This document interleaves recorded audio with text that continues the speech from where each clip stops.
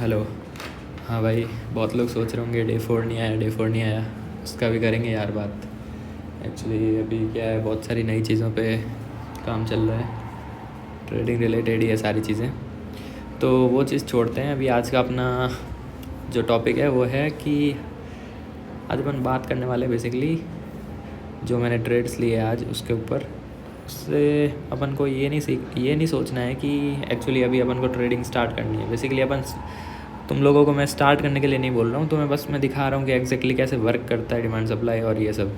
तो थोड़ा सा उसका मतलब टीज़र समझ लो, टीज़र दे रहा हूँ कि एक्चुअली मैं भाई तुम लोग जो चीज़ मैं पढ़ा रहा हूँ, जो चीज़ तुम पढ़ोगे तो वह एक्चुअली वर्क करती है, कैसे करती है वो चीज़ थोड़ा सा। तो आज पिछले 2 दिन से अगर कोई इंस्टाग्राम पे मुझे फॉलो कर रहा होगा @TradeTheDream_, तो उनको पता होगा कि मैंने कोई स्टोरी नहीं डाली थी। तो बेसिकली पिछले 2 दिन में मेरा जो ट्रेडिंग एक्सपीरियंस था वो बेसिकली ब्रेक इवन था मेरा, क्योंकि मार्केट बहुत स्लगिश था और ज़्यादा ना अप मूव दे रहा था ना डाउन मूव दे रहा था, बेसिकली साइडवेज था। तो मैंने एग्जीक्यूट करी थी कुछ ट्रेड, पर वो ओवरऑल ब्रेक इवन था, तो शेयर करने का कोई मतलब नहीं था। तो बेसिकली आज फ्राइडे है और फ्राइडे को बहुत अच्छी अपॉर्चुनिटी मिली। मार्केट खोला मैंने मॉर्निंग में लगभग देख सकते हो 11:26 पे समथिंग। बेसिकली 10 बजे तो उठा था मैं और फिर जल्दी जल्दी मैंने ट्रेड देखना स्टार्ट किया। तो मेरे को एक चीज़ पता चली कि बैंक निफ्टी अब जा रही है। बैंक निफ्टी दिखाता हूँ। ये जो बैंक निफ्टी यहाँ से अब जब जा रही थी, आज देख सकते हो पूरा अप मूव है बैंक निफ्टी का। तो बेसिकली ये चीज़ इसका ये सिग्निफिकेंस है कि बैंक निफ्टी अब जा रही है, तो जितने भी स्टॉक्स है बैंक निफ्टी के अंदर, बैंकिंग स्टॉक्स, वो अप मूव देंगे। तो बेसिकली मैंने एक वो बना रखी है वॉच लिस्ट, जिसमें सारे बैंकिंग सेक्टर्स के स्टॉक्स हैं। ये हटा सकते हो आप, बिकॉज ये मैंने ऐड किया था बाद में गलती से। तो बेसिकली इसको हटाते हैं ऐसे। तो ये जितने भी स्टॉक है ये बैंकिंग स्टॉक है। इसमें अपन ने फिर देखना चालू किया, तो ओवरऑल जैसे HDFC की बात कर लेते हैं। तो इसमें भी सेम पैटर्न जैसा बैंक निफ्टी में बन रहा है वैसा सेम इसमें बन रहा है, अगर आप देखना चाहो तो। ठीक है। तो बेसिकली अपना गेम स्टार्ट हुआ अपना 11:26 पे अपन ने क्या प्लान किया कि 18:40 प्राइस चल रही थी, 18:40 पे 10 स्टॉक्स बाई किया अपन ने इंट्राडे में। तो 18:40 काइंड ऑफ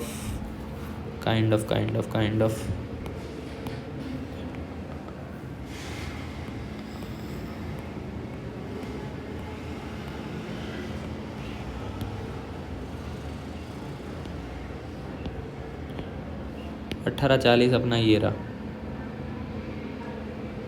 ठीक है। यहाँ पे 10 एग्जीक्यूट करी थी मैंने, 10 स्टॉक का ट्रेड बाई में। फिर क्या हुआ था, हल्का सा प्राइस नीचे आया था 38 तक। तो मैंने सोचा कि मेरे को ये कन्फर्मेशन था कि प्राइस ऊपर जाएगी, और मेरा प्लान था कि प्राइस यहाँ तक तो जानी चाहिए कम से कम, क्योंकि यहाँ काइंड ऑफ ये जो देख रहे हो ना आप एरिया, ये काइंड ऑफ सप्लाई जोन है। तो मेरा टारगेट था कि कम से कम 45 के आसपास का मेरा टारगेट था। तो बेसिकली अपन ने क्या किया कि 38 पे गई, तो मेरे को एक अपॉर्चुनिटी मिली कि मैं और ऐड कर लूँ। कम प्राइस में ख़रीदने को मिल रहा है अगर मान लो, तो और ऐड करने का था। और मेरा जो कैपिटल है वो आपको मैं बता दूँ कितना कैपिटल मैं यूज़ कर रहा हूँ। तो वो बेसिकली 5,333। तो उसके अकॉर्डिंग मैंने 5 गुना मार्जिन मिला लो, तो काइंड ऑफ 25,000 मान लो आप। 25,000 की मतलब मार्जिन के साथ मैं ट्रेडिंग कर सकता हूँ। तो स्टॉक्स ये 1800 का है, तो ज़्यादा से ज़्यादा मैं 14 से 15 क्वांटिटी ले सकता हूँ। ठीक है। तो मैंने ऑलरेडी 10 क्वांटिटी ले रखी थी, मैंने 4 क्वांटिटी और ऐड करी। कहाँ पे ऐड करी मैंने? 38 पे। फिर क्या होता है कि 38 पे ऐड करी, फिर प्राइस यहाँ से अप मूव देती है यहाँ तक मेरा जो टारगेट था उसको हिट करती। एक्चुअली हुआ गया था कि 11 बजे पोस्टिंग जाना था मेरे को, तो मैंने टारगेट वगैरह सब सेट कर दिया था पहले से, और मैं फ़ोन बंद कर लिया। और फ़ोन की बैटरी भी बहुत कम थी, 10% के आसपास था फ़ोन। तो मैं बंद किया, फ़ोन डाला जेब में और मैं जल्दी भाग के पोस्टिंग गया।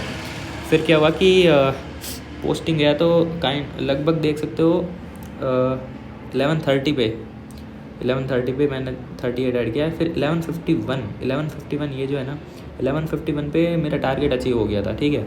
उसके बाद में देख रहे हो 1 बजे के आसपास मैं वापस आया हूँ, मतलब 1 बजे मैं फ्री हुआ हूँ पोस्टिंग से। तो 1 बजे मैं जब मार्केट खोल के देखा तो भाई 45 मतलब 11:45 11:61 बन चुका था, मतलब 1861 तक प्राइस जा चुकी थी। मतलब प्राइस 45 से 61 काइंड ऑफ यहाँ तक जा चुकी थी। और इतना प्राइस कैप्चर करना छूट गया मेरे से, बिकॉज़ पता ही आपको मैं पोस्टिंग चला गया था। फिर जब मैं आया तो मेरे को एक चीज़ पता चली कि अगर ये इलाका ब्रेक होता है, ये जोन ब्रेक होता है, तो इसको रोकने के लिए फिर, और बेसिकली क्या है कि मैं इसको साथ में कंपेयर कर रहा था किससे, बैंक निफ्टी से। और बैंक निफ्टी से कंपेयर क्यों कर रहा था, क्योंकि जो स्टॉक जिस सेक्टर का होता है तो उस सेक्टर का एनालिसिस भी साथ में करना होता है, वो बेसिकली बाद में अपन पढ़ेंगे। तो बेसिकली ये जो है ना बैंक निफ्टी, वो लगातार एक्सप्लोसिव मूवमेंट दे रही थी। और इसको सामने ये पूरा जो एरिया है ना, ये पूरा कोई भी स्ट्रॉन्ग सप्लाई जोन आपको यहाँ नज़र नहीं आएगा। पूरा एक गार्बेज टाइप का है, कोई पर्टिकुलर एक तगड़ा वो नहीं है जोन इस एक्सप्लोसिव बाइंग के सामने रोकने के लिए।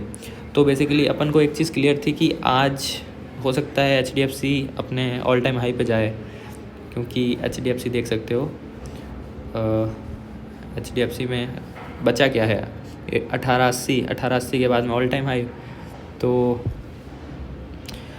अपना सीधा था कि अपन को बाई करना है दबा के। तो अपना प्लान फिर 1 बजे अपना देख रहे हो, 1 बजे मैंने एग्जीक्यूट किया था 1861 पे 10 स्टॉक, सेम 10 स्टॉक क्यों करता हूँ मैं बाय, बिकॉज अपने को जितना लिमिट होता है ना, जितना पोटेंशियल, जैसे मेरे को 14 स्टॉक बाय करने का पोटेंशियल है मेरे कैपिटल में, तो पूरा का पूरा कैपिटल एक ही ऑर्डर में एग्जीक्यूट नहीं करना है। हो सकता है आपके ऑपोजिट में चलना स्टार्ट हो जाए ट्रेड, तो फिर आपके पास कुछ भी बैकअप प्लान नहीं रहेगा, आप कोई अदर ट्रेड एग्जीक्यूट नहीं कर सकते हो, ठीक है। तो बेसिकली मेरा ये रहता है कि 10 तो मैं पहले लूँगा और फिर 4 ऐड करूँगा अकॉर्डिंग टू सिचुएशन। ऐड करना होगा तो करूँगा, नहीं करना है तो नहीं करूँगा। तो सिंपल सी चीज़ है, मैंने 61 पे ऐड करी। फिर क्या हुआ देख रहे हो, प्राइस हल्के से नीचे गई। ये पिछली बार भी हुआ था कि 40 पे बाय करा, फिर 38 पे गई। अब की बार हुआ 61 पे बाय करा, 57 पे गई। तो बेसिकली मैंने 4 क्वांटिटी ऐड कर ली, देख रहे हो वही सेम चीज़। इसके बाद का जो है वो देखो आप, इसके बाद का क्या सीन है, कहाँ तक है अपना 57 पे अपन ने 4 क्वांटिटी ऐड करी, ये देख सकते हो। 51 पे 4 क्वांटिटी ऐड करी। उसके बाद में क्या हुआ कि अपना टारगेट था 66.9। ये क्यों था, बिकॉज चार्ट में अगर देखोगे तो वहाँ पे थोड़ा रेजिस्टेंस जोन है, इसलिए मैंने ये मार्क करके रखा था पहले से। तो बेसिकली 1866.9 पे 1:45 पे अपना टारगेट मिल गया काइंड ऑफ 25 मिनट में। उसके बाद में देख रहे हो वापस अपॉर्चुनिटी मिली अपन को, प्राइस हल्की सी नीचे आई 63 तक।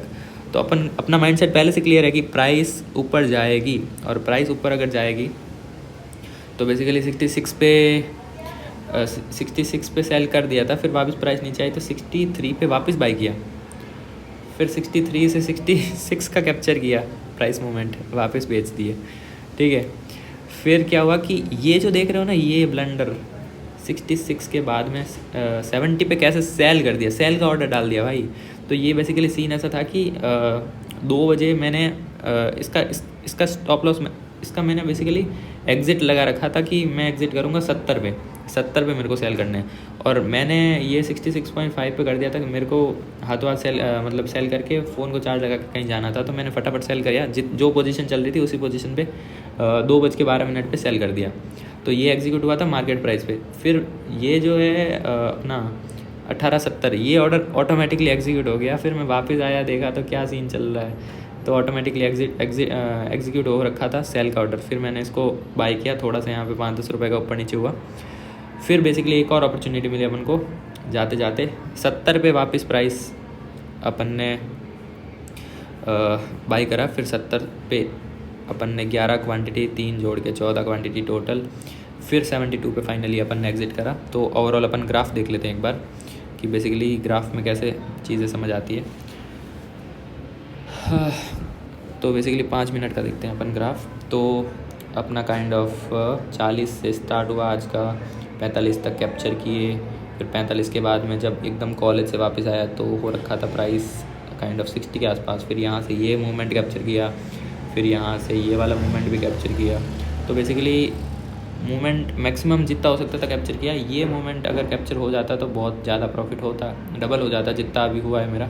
तो ये सब चीज़ें देख के आपको बस ये सीखना है कि बेसिकली वर्क करता है एग्जैक्टली डिमांड एंड सप्लाई, और वो डिमांड एंड सप्लाई आपको धीरे धीरे समझ आएगा कि कैसे मार्क होता है, कैसे मार्क नहीं होता है।